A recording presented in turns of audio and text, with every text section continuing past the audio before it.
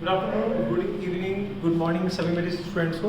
और आज हम बहुत दिनों बाद वापस से आए हैं अपनी क्लास लेके दोबारा से फिजिक्स की।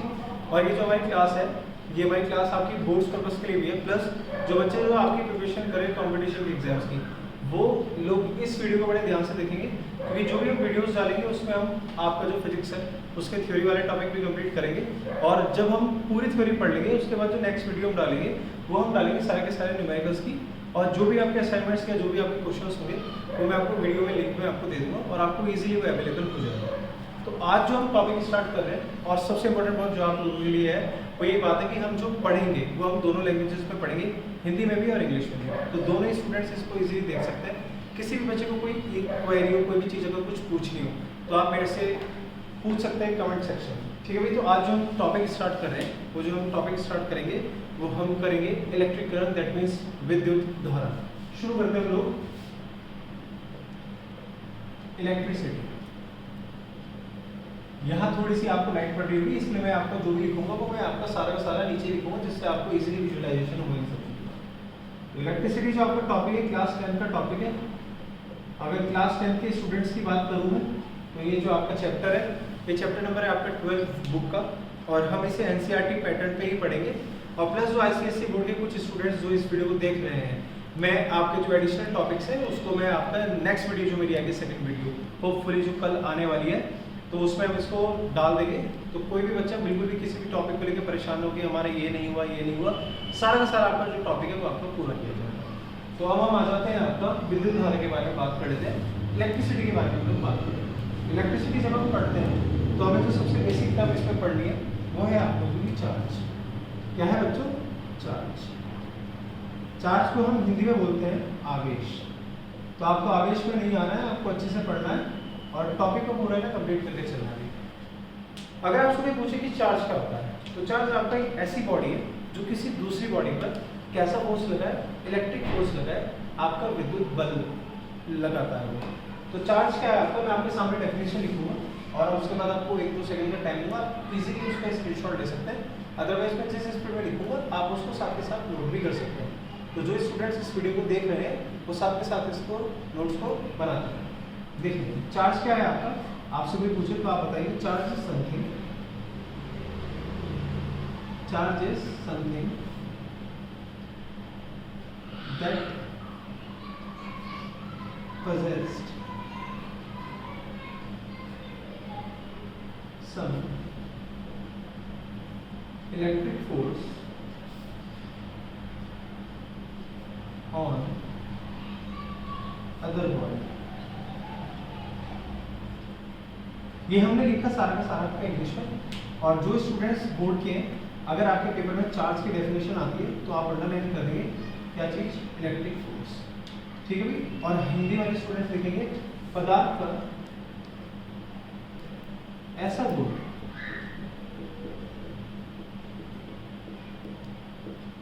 जो किसी अन्य वस्तु पर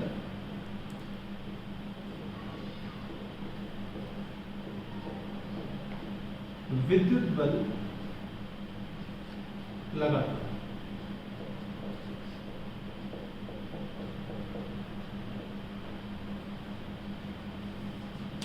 पदार्थ का ऐसा गुण जो किसी अन्य वस्तु पर क्या लगाता है, विद्युत बल लगाता है। विद्युत बल का मतलब आप समझ जाएंगे इलेक्ट्रिक फोर्स को आपका अप्लाई करता है। इसको हम चार्ज बोलते हैं। जब भी हम चार्ज की बात करते हैं तो चार्ज आपका जो ये टॉपिक है, चार्ज हम लोगों ने जो बचपन से पढ़ा है उसमें हम लोगों ने पढ़ा हो क्या पढ़ा, इलेक्ट्रॉन पढ़ा। चार्ज के लिए जो हम लोगों के दिमाग में आई सबसे पहली चीज है वो क्या है, प्रोटॉन है।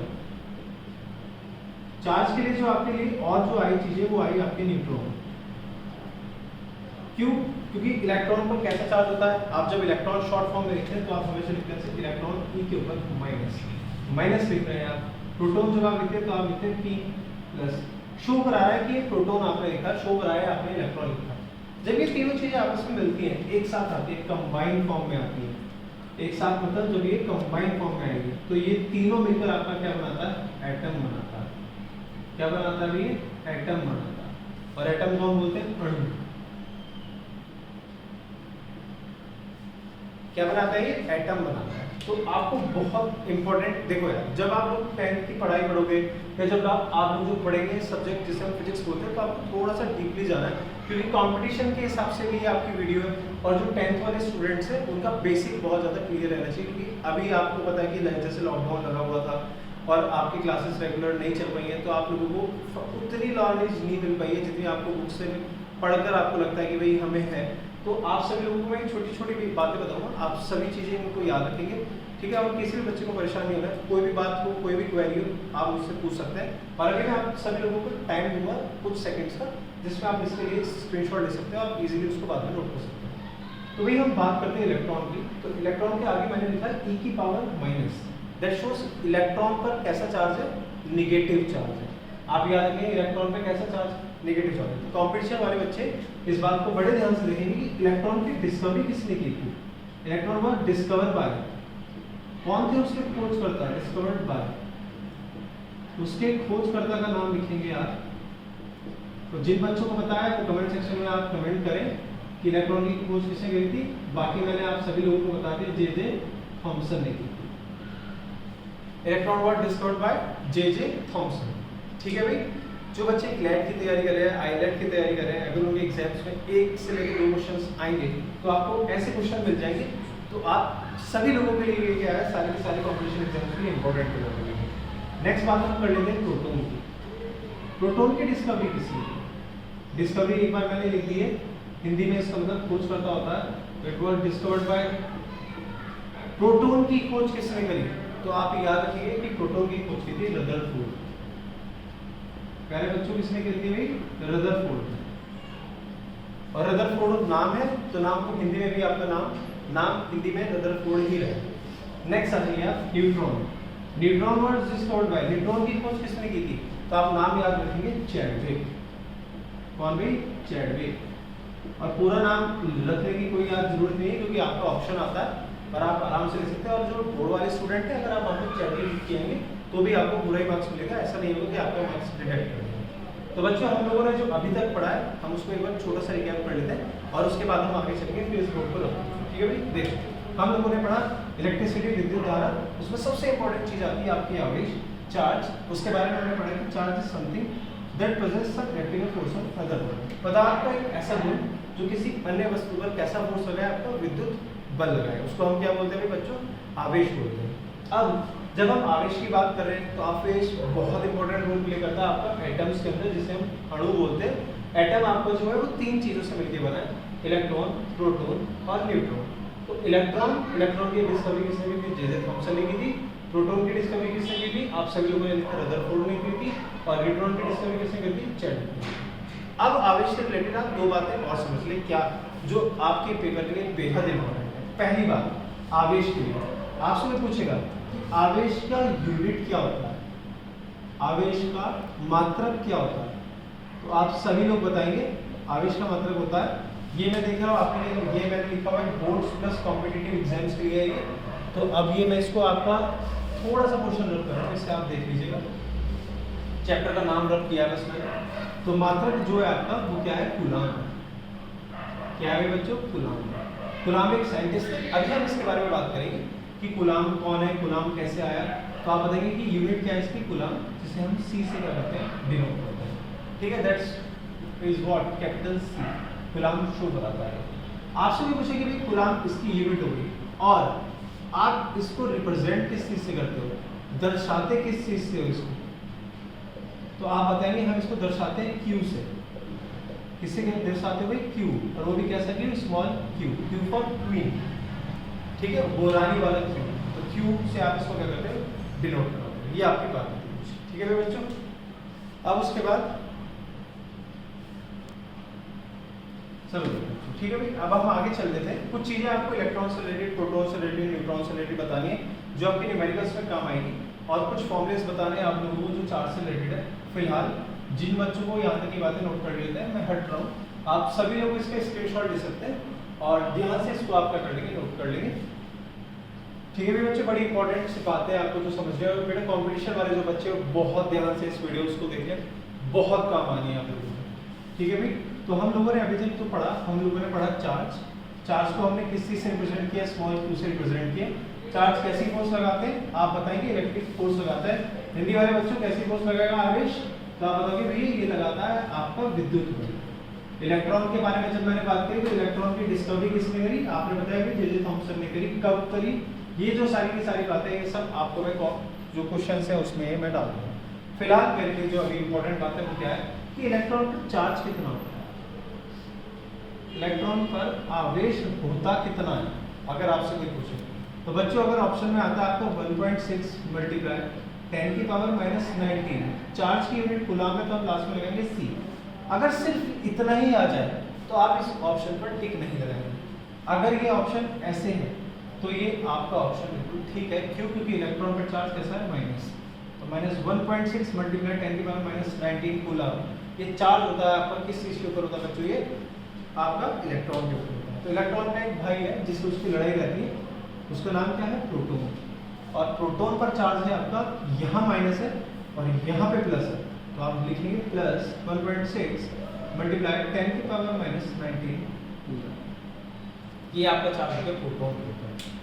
नेक्स्ट आप तो देखेंगे वो आएगा आपका न्यूट्रॉन। न्यूट्रॉन वाज रिप्रेजेंटेड और is represented by what, N से आप इसको रिप्रेजेंट करते हो। इसके ऊपर कोई चार्ज नहीं होता तो एन से बनता है न्यूट्रल, और आप इसको लिख सकते हैं नो चार्ज, और आप इसको और कैसे लिख सकते हैं, जीरो चार्ज। कुछ भी जो आपका मन करे वो आप लिख सकते हैं, ठीक है भाई।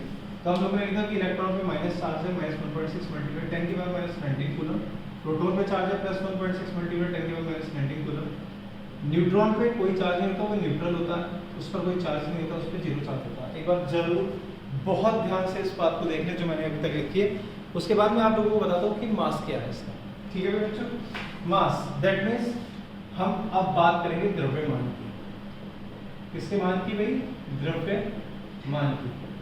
किसके द्रव्यमान की, तो हम बात करते हैं इलेक्ट्रॉन के द्रव्यमान की। दैट मीन्स इलेक्ट्रॉन का जो मास होता है वो कितना होता है, तो मास की यूनिट स्टैंडर्ड केजी।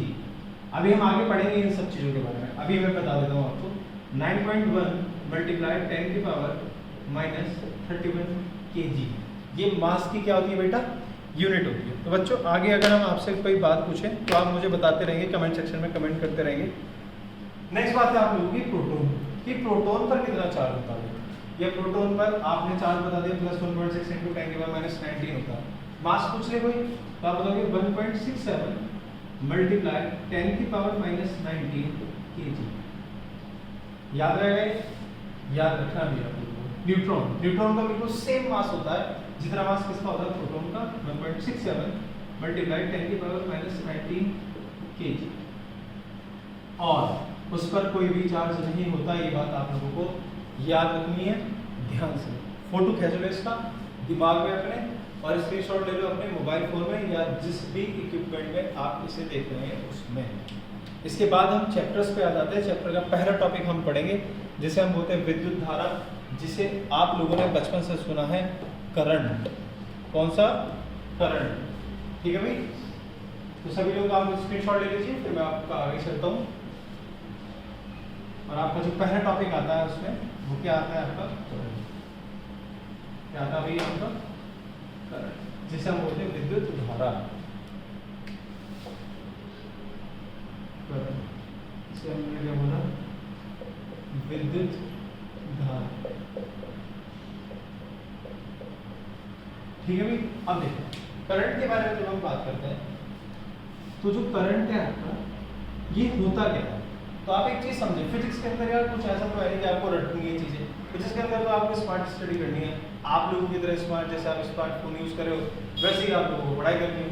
तो देखो भाई करंट आया आपके सामने, आप एक बात देखो यार, बड़ी सिंपल सी बात है। Rate of flow of charge is known as, rate of flow of charge is known as current। इसे हम क्या बोलते हैं भाई, करंट बोलते हैं। हमें ये बात समझ में आ गई। यहाँ क्या लिखा हुआ है, रेट। जहां फिजिक्स में आ जाए रेट और उसके साथ कोई फिजिकल क्वांटिटी दे रखी हो, जैसे यहाँ पे कोई फिजिकल क्वांटिटी भौतिक राशि क्या दे रखी है आपको, चार्ज। तो जो दूसरी भौतिक राशि जो आपको दे रखी है, जो दूसरी फिजिकल क्वांटिटी आपको दे रखी है, आप उसको 100 में से 100 बार डिवाइड कर दीजिए टाइम से, चार्ज अपॉन टाइम। ये क्या बना देता है आपका? ये बना देता है आपका, क्या बना देता है बच्चों? ये करंट बना देता है। हिंदी वालों हो जाओ शुरू। कैसे? आवेश प्रवाह की दर को, आवेश प्रवाह की दर को क्या कहते हैं हम? विद्युत धारा कहते हैं। क्या कहते हैं भाई? विद्युत धारा कहते हैं। और आप सभी को पता है करंट क्या है, फॉर्मूला बिल्कुल आपका सेम रहेगा। करंट के पीछे बस आप लिख देंगे विद्युत धारा, और बच्चों आप इसके बाद इसे क्या लिख देंगे? आवेश, और बटे टाइम को हम क्या बोलते हैं? समय, जो आप सभी लोगों का अच्छा चल रहा है, और जब आप पढ़ेंगे तो और अच्छा चल जाएगा। ठीक है भाई? तो हमने क्या पढ़ा? करंट पढ़ा, विद्युत धारा पढ़ी, क्या rate of flow of charge is known as current. हमने यहाँ पे पढ़ लिया आवेश प्रवाह की दर को क्या बोलते हैं? विद्युत धारा बोलते हैं। बचपन में आपसे 500 साल पहले जब आप लोग पढ़ते थे, तब आप लोगों ने क्या पढ़ा? कंपटीशन वालों तुम्हारी बात कर रहा हूँ, करंट पढ़ा कि उसको हम रिप्रेजेंट करते हैं, करंट को रिप्रेजेंट करते हैं, दर्शाते हैं किस चीज से? तो आप बताओगे सर आई से। दर्शाना किससे हो गया? आई से। इसकी यूनिट क्या होगी? तो आप बताओगे यूनिट हो गई एम्पियर। क्या होगी बच्चों? एम्पियर। ठीक बात है भाई? तो एक करंट को दर्शाया, रिप्रेजेंट किया आई से, यूनिट हो गई एम्पियर। हमें एक बात याद रखनी है कि इसकी यूनिट क्या हुई? एम्पियर। अब यार एक बात समझो, क्या कि करंट को आई से रिप्रेजेंट किया, चार्ज को क्यू से किया, टाइम को टी से किया। तो आपसे मैं पूछे कि क्या चार्ज का हम कोई फॉर्मूला निकाल सकते हैं? तो आप बताओगे बिल्कुल निकाल सकते हैं। क्या? Q बराबर I multiply by T. Q बराबर I मल्टीप्लाई बाई टी। तो Q की मल्टीप्लाई जब आप करोगे I से और T से, तब आपको पता चल जाएगा कि चार्ज क्या होता है हमारा। आपको 3 क्वांटिटी दे दी, कोई 2 आपको देगा, तीसरी वो आपसे पूछ लेगा, तो 1 मार्क्स में आपसे वो क्वेश्चन कोई पूछता है। ठीक है भाई बच्चों?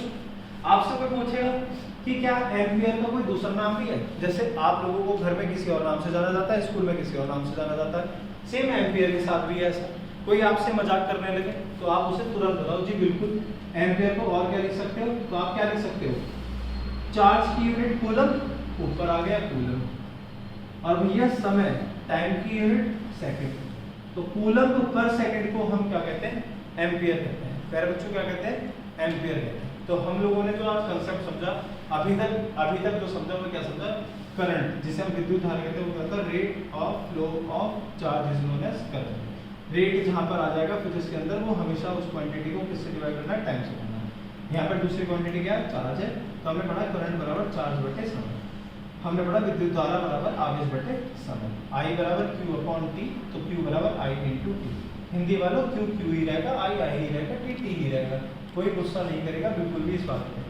अब आ जाओ यहाँ पे हिंदी वालों, आवेश प्रवाह की दर को हम क्या बोलते हैं? विद्युत धारा बोलते हैं। यहाँ तक की जो भी बात है उसका आप स्क्रीनशॉट ले लें। उसके बाद जो आपका नेक्स्ट टॉपिक है उसको हम बड़े ध्यान से समझेंगे। ठीक है भी बच्चों? और जो नेक्स्ट टॉपिक है आप लोगों का सभी आप पता है वो क्या है? रेजिस्टेंस, प्रतिरोध, जिसे हम कहते हैं। आप इसके स्क्रीनशॉट ले सकते हैं, फिर उसके बाद हम शुरू करते हैं।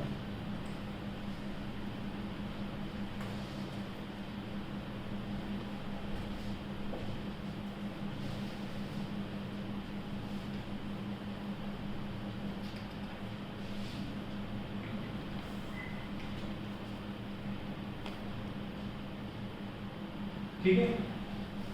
रेजिस्टेंस के शुरू होने से पहले मैं आप लोगों को एक बात और बता देता हूँ कि चार्ज का एक फॉर्मूला होता है। आपसे बोलोगे कोई क्या होता है? तो आप बताइए Q बराबर होता है N इंटू E। अब आपको भाई ये क्या है? तो आप बताओगे N है नंबर ऑफ इलेक्ट्रॉन्स। क्या है भाई आपको? नंबर ऑफ इलेक्ट्रॉन, कि कुल इलेक्ट्रॉन है कितने। और E क्या है आपको? तो आप बताओगे चार्ज ऑन 1 इलेक्ट्रॉन, कि एक इलेक्ट्रॉन पर चार्ज है कितना। एक इलेक्ट्रॉन पर चार्ज है कितना? तो आप लोगों को किसने बताया था? मैंने बताया था। कितना होता है? 1.6 मल्टीप्लाई 10 की पावर माइनस 19 कूलम। आप लोगों के साथ यहाँ तो आपने माइनस ही लगाया, तो मैं बताता हूँ आपको, मैंने माइनस यहाँ इसलिए नहीं लगाया क्योंकि माइनस साइन शो कराता है उसकी डायरेक्शन को, इस चीज़ को शो कराता है डायरेक्शन को। आप इसे लगा के देंगे तो भी कोई दिक्कत की बात नहीं। तो यहाँ पे आगे एक इलेक्ट्रॉन में चार्ज है माइनस 1.6 × 10 की पावर माइनस 19। एन क्या है? नंबर ऑफ इलेक्ट्रॉन्स आपके पास इलेक्ट्रॉन है।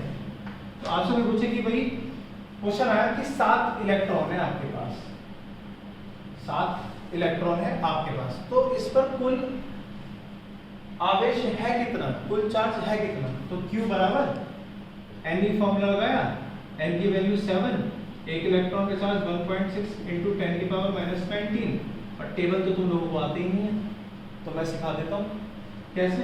आ जाओ, डेसिमल हटाया, ये बचा 16 7 जब 112 112 लिख दिया अपॉन 10 × 10 की पावर माइनस 20। इस जीरो को हटाएंगे, ऊपर फिर डेसिमल आ जाएगा, एक जीरो हटी तो एक के बाद डेसिमल, 11.2 × 10 की पावर माइनस 19।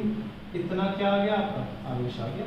ऐसे वो आपसे 4-5 हज़ार बार क्वेश्चन वो पूछ चुका है, बहुत सारे कॉम्पिटिशन एग्जाम्स में वो आपसे ऐसे क्वेश्चन पूछ लेंगे। तो आप ये छोटी सी बातें जो आपको रखनी है, तो मैंने आपको अभी तक 2 फॉर्मूले बताए हैं, कॉम्पिटिशन वालों याद रखोगे क्या क्या? Q बराबर I × T, ये हमने करंट की डेफिनेशन से निकाला, और एक हमने पूछा Q बराबर N × T। ये दोनों बातें आप लोगों को याद रखनी है, ठीक है बच्चों? अब आ जाओ, इसको मैं रख करता हूँ और फिर हम आगे चलते हैं। आप इसका स्क्रीनशॉट ले सकते हैं, और ये न्यूमेरिकल आप बड़ा देख सकते हैं, तो बहुत आसान से अभी तक मैंने आपको बताया, कोई ऐसी बात नहीं है जो आपको ना समझ में आई हो। तो आप स्क्रीनशॉट लेंगे इसका, और कोई क्वेरी हो, कोई भी बात अगर आपको पूछनी हो तो आप कमेंट सेक्शन में कमेंट कर सकते हैं, और मुझे बता भी सकते हैं कि सर ये प्रॉब्लम है हमारी, आप इसको दोबारा से बता दीजिए। तो जो नेक्स्ट वीडियो आएगी उसमें मैं आपको आपकी क्वेरी के बारे में भी बता दूंगा। इसको हम रब करते हैं और नेक्स्ट पढ़ते हैं आप लोगों का रेजिस्टेंस। आपके पेपर में 1 कूलम की डेफिनेशन आएगी, 1 साल बताऊंगा। आपके पेपर में 1 एम्पीयर की डेफिनेशन आएगी, 1 साल बताऊंगा। कोई भी बच्चा बिल्कुल परेशान नहीं होगा। 1 ओम की जो 1 डिफाइन आता है ना करने को, ये सारी चीजें एक साथ ही बता दूंगा, सो दैट कि आपके पास एक प्रॉपर कलेक्ट आ जाएगा, पूरा डेटा आ जाएगा, तो आपको फिर कोई प्रॉब्लम हो गई और आपकी आंखों के नीचे से वो आराम से निकल। नेक्स्ट आओ, रेजिस्टेंस। रेजिस्टेंस जिसे हम बोलते हैं प्रतिरोधकता। क्या बोलते हैं इसको? प्रतिरोधकता। जैसे आपकी लाइफ में प्रतिरोधकता कौन है, तो आप बताइए, पढ़ाइए, क्योंकि ये नहीं होती बस, बाकी दुनिया के सारे काम हो जाते हैं, है ना। तो आ जाओ, रेजिस्टेंस इसे समझ लेते हैं, प्रतिरोधकता है क्या। इसका सिंबल होता है, प्यारे बच्चों, इसका क्या होता है भाई? सिंबल। सिंबल मतलब इसको हम दर्शाते किस चीज से। तो ऐसे पकड़ो कान किसी के, और एक बार ऊपर करो, एक बार नीचे, एक बार ऊपर, एक बार नीचे, एक बार ऊपर, ऊपर नीचे, गंदी सी ड्राइंग जैसे मिली है वैसे बना दो। तो ये क्या हो गया भाई? इसका रेजिस्टेंस का सिंबल। क्या हो गया भाई? रेजिस्टेंस का सिंबल। अब इसकी डेफिनेशन मैं बता देता हूँ आपको। डेफिनेशन क्या होती है आपकी? The restriction offered in the path of electric current. कौन सा current? Electric current is known as resistance. इसको हम क्या बोलते हैं भैया? रेजिस्टेंस। कुछ दोस्त ने आपको मैंने रख रखे हैं मेरी प्रोटेक्शन के लिए, तो बेचारे गुस्से में बात है तो ऐसी आवाज निकालते हैं जी, तो इसको अवॉइड करें, बाकी आप पढ़ते रहेंगे। तो जो भैया हम बात करते हैं रिस्ट्रिक्शन की या रेजिस्टेंस की, होता क्या है, तो आप बताएंगे the restriction offered in the path of electric current is known as resistance. और हिंदी वालों तुम शुरू हो जाओ, और वो शुरू हुए रखे नीचे धारा प्रवाह में उत्पन्न बाधा, धारा प्रवाह में उत्पन्न बाधा को प्रतिरोधकता कहते हैं। क्या कहते हैं भाई? प्रतिरोधकता कहते हैं। ठीक है भाई। तो आपको एक बात समझनी क्या कि धारा प्रवाह में उत्पन्न बाधा को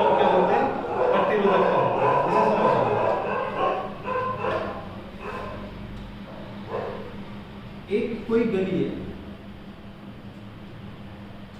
एक कोई गली है, इसे समझो छोटी सी, ठीक है।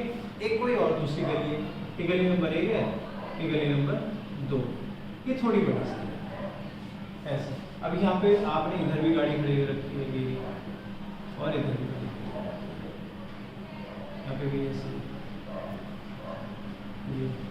ठीक है। तो ये बताइए कि ऐसी गाड़ी नहीं होती, मुझे भी पता है ऐसी गाड़ी नहीं होती, ठीक है। तो देखो इस गली में से गाड़ी गई तो कम समय में वो जो गाड़ी होगी वो उसको पार कर देगी, लेकिन जो यहाँ से गली नंबर 2 से पार होगी उसको कुछ समय लगेगा। क्यों? क्योंकि ये थोड़ी सी जो गली है वो आपकी लंबी गली है, तो प्रतिरोधकता थोड़ी सी क्या होगी आपकी ज़्यादा होगी। अब जब हमें ये रेस्ट्रिक्शन समझना था, रेस्ट्रिक्शन किसके पाथ में आता है, रुकावट किस चीज में आती है, तो अंडरलाइन कर देंगे आप, रेस्ट्रिक्शन इलेक्ट्रिक करंट की उसमें आती है, धारा प्रवाह में क्या आती है आपकी बाधा आती है, उसको हम क्या बोलते हैं प्रतिरोधकता बोलते हैं। इस बात के बारे में जो ये वाली जो बात है आपकी, ये पूरी की पूरी जो बहुत अच्छे से बताई है वो ओम्स ने बताई है, सर जॉर्ज साइमन ओम, ये एक साइंटिस्ट थे जिन्होंने बहुत अच्छे से इलैबोरेशन किया है रेजिस्टेंस का करंट के साथ।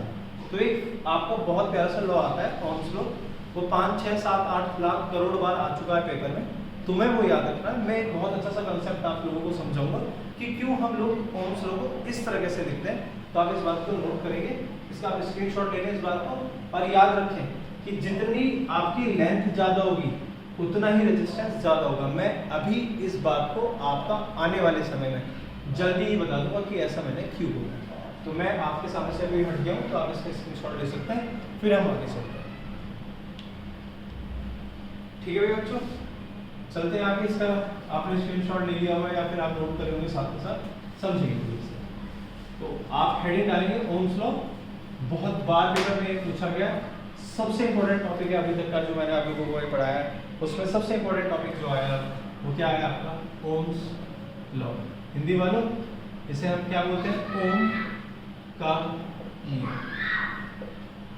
ओम का नियम। ठीक है भाई, रेगुलर आपको पढ़ाई करनी है, सही है।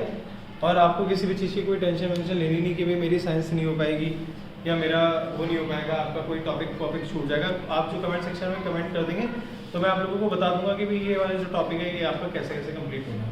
तो आप हेडिंग डालेंगे ओम्स लॉ, और ओम्स लॉ के बारे में आप सबसे पहले लिखेंगे क्या चीज़, वो जो फॉर्मूला है पहले हम इसको समझ लेते हैं। और जब आप ओम्स लॉ लिखते हैं, जब आप क्या करते हैं ओम्स लॉ लिखते हैं, तो आप क्या करते हैं, सबसे पहले लिखते हैं a physical condition like temperature remains constant। आप 100 में से 100 बार यार एक बार लिखोगे क्या कि फिर कोई भी फिजिकल कंडीशन है आपकी जिसमें कि टेम्परेचर क्या रहे, कांस्टेंट रहे। यार ये तो नहीं बोला कि प्रेशर कांस्टेंट रहे, हमने ये तो नहीं बोला कि वॉल्यूम कांस्टेंट रहे, हमने यही क्यों बोला कि आपका क्या चीज कांस्टेंट रहे, टेम्परेचर कांस्टेंट रहे। तो आप इस बात को समझेंगे कि हमने ऐसा क्यों लिखा है आपका। देखो यार एक केस बताता हूँ मैं आपको, कोर्ट में केस है नहीं, फिजिक्स वाला केस, 100 डिग्री सेल्सियस पे आपने एक बॉडी रखी, एक और बॉडी नहीं है, ये वही बॉडी है, दोबारा से उसका टेम्परेचर 100 डिग्री सेल्सियस है, और तीसरा भी जो केस है उसमें भी इस बॉडी का टेम्परेचर 100 डिग्री सेल्सियस है। आप समझ लो आगे, आपको बोला गया क्या, इसका टेम्परेचर 95 डिग्री सेल्सियस कर दिया जाए, इसका 70 कर दिया जाए, और इसका कर दिया जाए भैया कितना 5 डिग्री सेल्सियस। तो एक बात समझो, आपसे कोई बोले कि किस केस में सबसे ज्यादा एनर्जी लगेगी, ए में, बी में या सी में, तो आप बताओगे कैसे। 100 और 95, 100 और 95 बहुत ज्यादा पास वैल्यू है। तो अगर मुझे 100 डिग्री टेम्परेचर से कम वैल्यू करके कितनी करनी है, 95 करनी है, तो मुझे कम एनर्जी लगानी पड़ेगी। क्यों? क्योंकि ये इसके बहुत पास है। कितने टेम्परेचर में फर्क है, सिर्फ 5 डिग्री। हाँ है ना, आपने बोला हाँ जी बिल्कुल। आगे आओ, यहाँ वाले केस में दैट मीन्स बी केस में आपका जो टेम्परेचर वो कितना है 100, और वो 100 टेम्परेचर से कितना टाइम लाना है आपका 70। तो इसके कंपैरिजन में तो दूर है, लेकिन इसके कंपैरिजन में बहुत ज़्यादा पास है।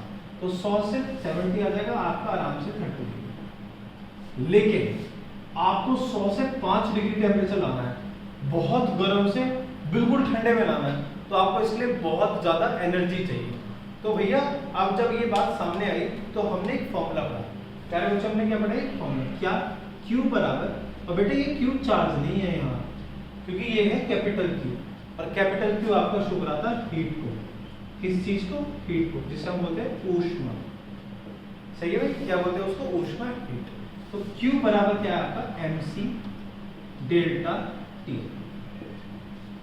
अब m क्या है, द्रव्यमान है, किस चीज का, तो आप बताओगे ऑब्जेक्ट का, किसी वस्तु का द्रव्यमान है। c क्या है, स्पेसिफिक हीट है, विशिष्ट ऊष्मा है, जो हर बॉडी की अलग अलग होती है, विशिष्ट ऊष्मा। और डेल्टा टी क्या है, आप बताओगे भैया ये है टेम्परेचर का डिफरेंस। प्यारे बच्चों क्या है ये, टेम्परेचर का डिफरेंस, जिसे हम क्या बोलते हैं, तापांतर। क्या बोलते हो भाई, तापांतर। टेम्परेचर का डिफरेंस हो गया, नहीं हो गया, आप बोलोगे कैसे हो गया, आप बोलोगे यहाँ 100 है, यहाँ कितना 90 है, तो क्या हो गया आपका टेम्परेचर का डिफरेंस हो गया। तो ये एक छोटा सा कंसेप्ट है, क्यों, जब टेम्परेचर होता है, जब हीट बढ़ती है, तो जो आपका इलेक्ट्रिक इक्विपमेंट है वो काम करना क्या कर देता है, कम कर देता है, क्योंकि हीट डेसिसिपेट हुई, हीट गायब होने स्टार्ट हुई। जब हम किसी भी इक्विपमेंट को चलाते हैं बिजली की, तो आप उसको कभी टच करके देखना ऐसे बल्ब को, तो आपको लगेगा वो गरम गरम सा है, तो वो हीट रिलीज करता है। इसी वजह से ओम्स को ये बात पता थी, उन्होंने एक्सपेरिमेंट किया था। इसी वजह से वो पहली लाइन लिखते हैं क्या, कि जैसे कि if physical condition light temperature remains constant, यहाँ पे रिमेन्स रह गया, छूट गया वो, गुस्सा कोई नहीं करेगा, मेरे को याद आ गया, रिमेन्स कांस्टेंट आएगा, ऐसे क्या आएगा भाई आपका, रिमेन्स कांस्टेंट। यहाँ तक की बात उसे एक बार आप नोट करो, फिर मैं आपको आगे बताता हूँ कि आगे है क्या। ठीक है भाई बच्चों, क्या है आपका ये फिजिकल कंडीशन, जैसे कि आया आपकी टेम्परेचर क्या होती है भैया, कांस्टेंट रहती है, तो उसके बारे में हम बात कर रहे हैं इसमें। ठीक है, इसका स्क्रीनशॉट ले लें आप इसमें, और उसके बाद फिर हम और आगे चलते हैं, ध्यान से चीज़ों को समझते हुए।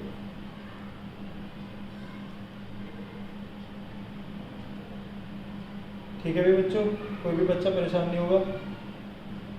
हाँ भाई चले भैया, अच्छे आओ क्या, अब हम इसमें इस पूरे के पूरे आपका जो लॉ है उसको हम क्या कर देते हैं, इसको कंप्लीट कर देते हैं। कैसे, हम जब देखते हैं, सबसे पहली चीज हमने लिखी physical condition like temperature remains constant, आगे फॉर्मूला लेंगे, बहुत सुंदर सा फॉर्मूला लगाना अपनी कॉपी में, लिखना आगे क्या, the strength of current, the strength of current is directly proportional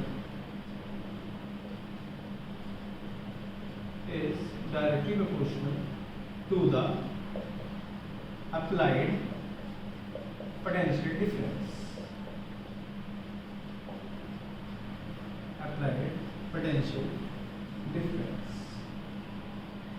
ठीक है भाई। अब आपके लिए नया शब्द आया, वो शब्द आपके सामने पोटेंशियल डिफरेंस। हिंदी वालों पोटेंशियल डिफरेंस होता है आपका विभवांतर, तो पहले मैं विभवांतर लिख पाऊंगा, उसके बाद हिंदी में ओम्स लॉ लिख पाऊंगा कि हिंदी में ओम्स लॉ होता क्या है। ठीक है, तो बिल्कुल कोई बेचैनी सी ना तोड़े, एकदम आराम से समझ लेना, नहीं तो वहीं आगे गुट्टू बजा दो, गुट्टू। ठीक है भाई, आ जाओ हापुड़ वालों, तुम्हारे लिए स्पेशली बहुत इंपॉर्टेंट मैंने एक वीडियो बनाई है, तो उससे पहले आराम से समझ लेना। सही है भाई, और जिन बच्चों का यूपी टीजीटी पीजीटी का पेपर है साइंस से, वो इसे देखता रहे और मेरा जयकारा लगाता रहे, पेपर क्लियर हो जाएगा। ठीक है बच्चों, तो भैया हम पढ़ लेते हैं क्या, कि जो स्ट्रेंथ है आपका किस चीज का, करंट का, वो डायरेक्टली प्रोपोर्शनल पोटेंशियल डिफरेंस है। समझ लो, ये बात हिंदी में समझ लो, किसमें समझ लो, हिंदी में। क्या कि I directly proportional to V। भैया NCERT वालों, तुमने किताब बहुत सुंदर छापी, लेकिन कुछ बातें हमारे बच्चों को समझ में नहीं आती, इसलिए हमने लॉ बनाया है यहाँ पे कि करंट जो है डायरेक्टली प्रोपोर्शनल है V के। इसका मतलब जितना ज्यादा करंट उतनी ज्यादा वोल्टेज, जितनी ज्यादा वोल्टेज उतना ज्यादा करंट। ये बात हमें समझ में आ गई। हमने एक बात पढ़ी अभी अभी, इसको स्टार्ट करने से पहले, उसको इससे पहले पढ़ी रेजिस्टेंस, प्रतिरोधक। क्या, ये जो रेस्ट्रिक्शन ऑफर्ड होता है आपका करंट के पाथ में, दैट मींस रेजिस्टेंस ज्यादा ऐसे लिख लेना, तो करंट कम, करंट 1 मोमेंट। ठीक है बच्चों। और आपसे अगर कोई बात करे कि रेजिस्टेंस कम तो करंट कैसा होगा, ज्यादा, इसका मतलब वो दोनों एक दूसरे के व्युत्क्रम अनुपाती हो जाएंगे, इनवर्सली प्रोपोर्शनल हो जाएंगे। आई प्रोपोर्शनल का साइन हटा, बहुत सुंदर सा लिखा आपने 1/r और इनटू में कर दिया v। तो आपने देखा यहाँ से आई और r में इनवर्स रिलेशन बन गया। आई यहाँ से आपका शो हो रहा है 1/r और ये इज इक्वल टू क्यों आ गया, क्योंकि आपने क्या हटाया है, प्रोपोर्शनल का साइन हटाया, इससे 1/r आ गया। तो आप अगर यहाँ से इसकी मल्टीप्लाई करेंगे तो ये जगह i इंटू r बराबर आ गया v। तो v बराबर i r, ये बहुत फेमस आपको ओम्स का लॉ है, 5-6 लाख बार पेपर में आ चुका है, आप सभी लोगों के बहुत ज्यादा इंपॉर्टेंट है। और ये जो v है इसे ही हम पोटेंशियल डिफरेंस बोलते हैं, और यही हमारी नेक्स्ट हेडिंग होगी कि पोटेंशियल डिफरेंस होता क्या है। तो कोई भी बच्चा बिल्कुल भी परेशान नहीं होगा, बहुत ही ज्यादा ध्यान से चीजों को समझता जाएगा। तो ओम्स का लॉ एक बार और मैं फिर आपके सामने बता रहा हूँ, क्या बता रहा हूँ कि अगर फिजिकल कंडीशन, कुछ आपके जो फिजिकल कंडीशन है जैसे क्या टेम्परेचर, तापमान, वो नियत रहे, कांस्टेंट रहे, तो जो आपके स्ट्रेंथ है करंट की, जो आपका करंट है, जो आपका विद्युत धारा है, वो बिल्कुल आपका क्या हो जाएगा, समानुपाती हो जाएगा किस चीज के, पोटेंशियल डिफरेंस के, आपकी वोल्टेज की। तो I is directly proportional to V और I बराबर 1/r इनटू V। यहाँ से हमने क्या सीखा, हमने सीखा कि रेजिस्टेंस ज्यादा तो करंट कम, रेजिस्टेंस कम तो करंट क्या हो जाएगा, ज्यादा हो जाएगा। ये बात बिल्कुल हमें क्लियर हो गई और हमें यहाँ पे कोई भी डाउट रहा नहीं होगा जहां तक मुझे लगता है। ये आपका कौन सा लॉ है भैया, ओम्स का लॉ, इसे आप लोगों को याद रखना है। ठीक है भाई, तो आप इसका स्क्रीनशॉट ले सकते हैं, और अगर किसी बच्चे को कोई बात अभी तक यहाँ पे ना समझ में आई तो आप उससे क्या कर सकते हैं, पूछ सकते हैं। ठीक है भाई बच्चों, चलते हैं। तो मैंने आपको अभी जैसे बोला था कि आपकी हेडिंग क्या होगी भैया, हेडिंग होगी अब आपकी पोटेंशियल डिफरेंस। और बेटा जैसा पोटेंशियल डिफरेंस मैं बताऊंगा ऐसा और कोई भी बता सकता है, क्योंकि वीडियो देख के तो कोई भी पढ़ा सकता है ना भाई। तो देखेंगे बड़े ध्यान से, क्योंकि चोर बहुत हो गए हैं हमारे। लेकिन क्या दिक्कत है, शेर तो बस एक ही होता है ना, और हम तो पैदा ही शेर हुए। आ जाओ इसी बात पे आगे। क्या जो बात है आपकी, वो बात ये है कि हमें अब समझना है कि भैया पोटेंशियल डिफरेंस क्या होता है। कौन सा डिफरेंस, पोटेंशियल डिफरेंस।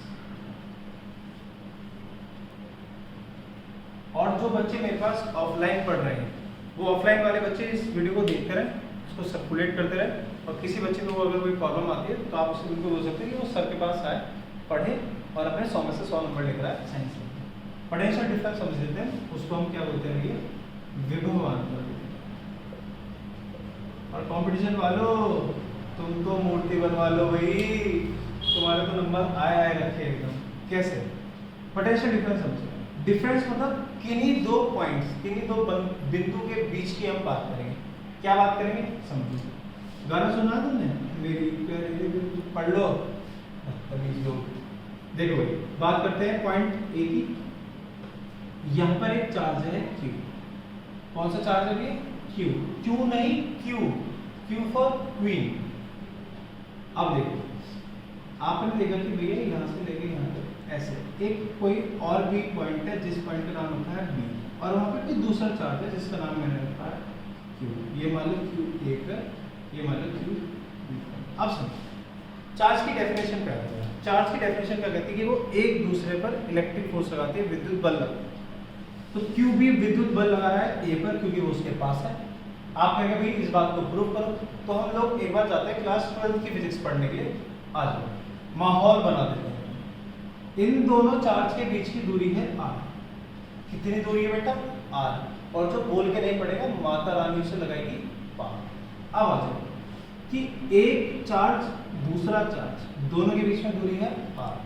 ये तो राइम सी बन गई है। आओ, F मतलब बल, ये बिल्कुल समानुपाती, मतलब डायरेक्टली प्रोपोर्शनल हो जाएगा इन दोनों के चार्ज के मल्टीप्लाई के, QA इंटू QB के। ये बात किसने बताई, तो ये कूलम है, एक साइंटिस्ट की बात उन्होंने बताई। और 12th में हम इसे पढ़ते हैं कूलम्स लॉ के साथ, उसमें आपका टॉपिक है। नेक्स्ट F इनवर्सली प्रोपोर्शनल है 1/r²। जैसे जैसे दूरी बढ़ाओगे वैसे वैसे फोर्स कम होती जाएगी इनके बीच की, और दूरी स्क्वायर की टर्म में क्या होती है, बढ़ती है। ठीक है भाई, तो ये आपकी पहली इक्वेशन, ये आपकी दूसरी इक्वेशन, दोनों को साथ में रख दो। F directly proportional to Q A Q B upon R square. क्योंकि प्रोपोर्शनल का साइन हटेगा तो आप लोग एक अलग से कॉन्सेप्ट लेंगे जिसे हम देखें के Q A Q B upon R square. K की वैल्यू 1, तो F बराबर क्या आ गया आपका, के की वैल्यू 1 मतलब तो के ऐसे के ऐसे छोड़ो। ये आया आपका कौन सा लॉ, कूलम का। कौन सा लॉ बच्चों, कूलम लॉ। ये आपने 12th में पढ़ना है, लेकिन मैंने आप लोगों को कंसेप्ट समझाने के लिए ये बात समझा दी। क्यों कंसेप्ट समझाने के लिए, डायग्राम से समझाऊंगा अभी पोटेंशियल डिफरेंस, अभी समझ में आ जाएगा इसलिए। और जब आप डायग्रामेटिकली किसी भी चीज को समझते हो वो आपको लाइफ टाइम में, सही है, ये हमारे सर कहते थे।